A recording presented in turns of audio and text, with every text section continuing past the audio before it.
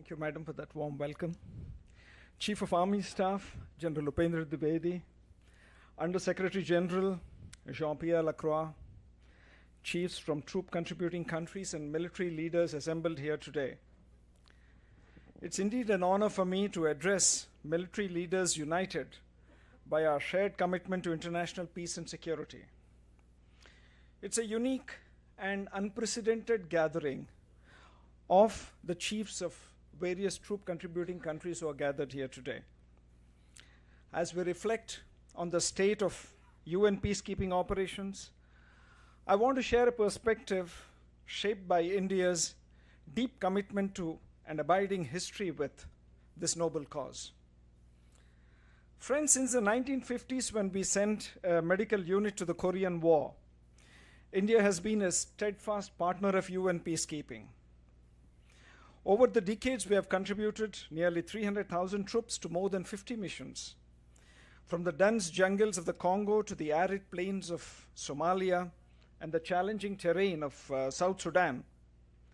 Today, over 5,000 Indian peacekeepers serve in 9 UN missions around the world, upholding the highest standards of professionalism and dedication. This unwavering commitment, however, has come at a great cost. We have lost 182 of our brave compatriots in the service of international peace and security. Their sacrifice reminds us of the profound responsibility we bear. Excellencies, peacekeeping has been instrumental in alleviating human suffering in some of the world's most brutal conflict zones. There is arguably no other organization in the history of humankind that has done more to bring stability and hope to those caught in the crossfire. When the Nobel Peace Prize was awarded to UN peacekeeping forces in 1988, the then Secretary General of the United Nations, Javier Pérez de Cuellar, said, and I quote, "The essence of peacekeeping is a use of soldiers as a catalyst for peace rather than as instruments of war. It is in fact the exact opposite of the military action against aggression foreseen in Chapter 7 of the UN Charter. The technique of peacekeeping can help us to cross the line from a world of international conflict and violence to a world in which respect for international law and authority overcomes belligerence and ensures justice. Peacekeeping operations thus symbolize the world community's will to peace and represent the impartial, practical expression of that will." Unquote. Today, however, we must also be candid about the immense and unprecedented challenges we face. Peacekeeping cannot be a substitute for genuine political engagement and reconciliation. We must restore UN peacekeeping to its original core mandate. I would like to suggest 6 points for your consideration. First and foremost, mandates must be realistic and achievable. So-called Christmas tree mandates laden with unmanageable tasks often lead to mission failures. To avoid this, troop and police contributing countries must be included in the initial mandate formulation process. Our views must be heard by the UN Security Council before mandate renewals. Second, the safety and security of peacekeepers must remain paramount. In an era of asymmetric threats, those who risk their lives for peace must be adequately protected. Attacks against peacekeepers not only undermine the UN's credibility, but also deter member states from contributing troops. And we have heard some of those instances today morning from some of the chiefs who spoke. Peacekeeper safety is not a negotiable luxury. It's fundamental to the success and viability of UN peacekeeping.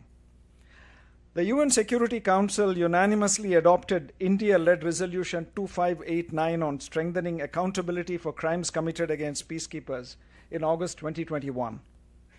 Sponsored by 84 member states, the resolution calls for a renewed focus on measures to bring to justice the perpetrators of acts of violence against UN peacekeepers. As a follow-up to this initiative, the Group of Friends for Accountability of Crimes Against Peacekeepers was formally launched in December 2022, with over 40 member states dedicated to advancing legal frameworks promoting investigation, and supporting measures to ensure accountability for crimes committed against UN peacekeepers. India, as a proud co-chair, hosted the third meeting recently in July this year in New York. Third, peacekeepers must have the resources and capabilities they need to fulfill their mandates. Equipment must guarantee their safety while enhancing their performance. In this context, we must address the issue of national caveats. India believes in a no national caveat policy. Any caveat places an undue burden on those who have none, impacting the safety and effectiveness of the entire mission. Fourth, women are pivotal in peacekeeping missions, and we have heard many chiefs comment on this matter since morning. Women peacekeepers are essential for effective peacekeeping, including mandate implementation, and particularly so in community outreach. Their ability to connect with local communities and address gender-sensitive issues enhances the legitimacy and effectiveness of operations. Increasing the number of women in peacekeeping will promote gender equality and inspire change in host countries. Empowering women and ensuring their active participation will strengthen peacekeeping efforts and contribute to sustainable peace. In 2007, India deployed the first all-female foreign police unit to Liberia under UNMIL. This contingent inspired local women and enhanced security by addressing gender-specific issues. Fifth, technology is very important and plays an increasingly key role in enhancing efficiency and achieving mandate goals. Its infusing in peacekeeping operations is essential for ensuring a transparent system with inbuilt accountability. We should invest in technologies that increase the efficacy and security of peacekeeping operations. India supports technology solutions for conflict analysis, for hotspot prediction, and resource allocation during peacekeeping operations by supporting the UN's technological capacity. In doing this, we can ensure that peacekeeping operations are more efficient, responsive, and resilient in addressing the complexities of modern conflict. Enhancing medical support to peacekeeping by providing state-of-the-art medical equipment and telemedicine services is another such example. Sixth, and this is important, cooperation between the United Nations and regional organizations is essential for maintaining international peace and security, as outlined in Chapter 8 of the UN Charter. The political will of regional actors who possess a deeper understanding of local dynamics is vital for the success of peace operations, allowing them to complement the UN's capabilities. Partnerships with international financial institutions are also critical for peace building, and their aid should not be made conditional on specific policies. To be effective, all stakeholders, including regional organizations and financial institutions, must act with impartiality and align their activities with national priorities, as nationally owned and nationally led peace efforts are more likely to succeed. Excellencies and friends, being a member of the Peace-Building Commission since its inception 2 decades ago, India believes that successful peace building must be nationally led and driven by homegrown national priorities and reconciliation efforts. Solutions imposed from outside cannot build and sustain peace. International assistance should complement national efforts while fully respecting sovereignty and long-term socio-economic development needs and priorities of the host country. India emphasizes that countries in conflict need adequate time, space, and resources for critical institution building. This year, UN member states are undertaking the 4th review of the peace-building architecture.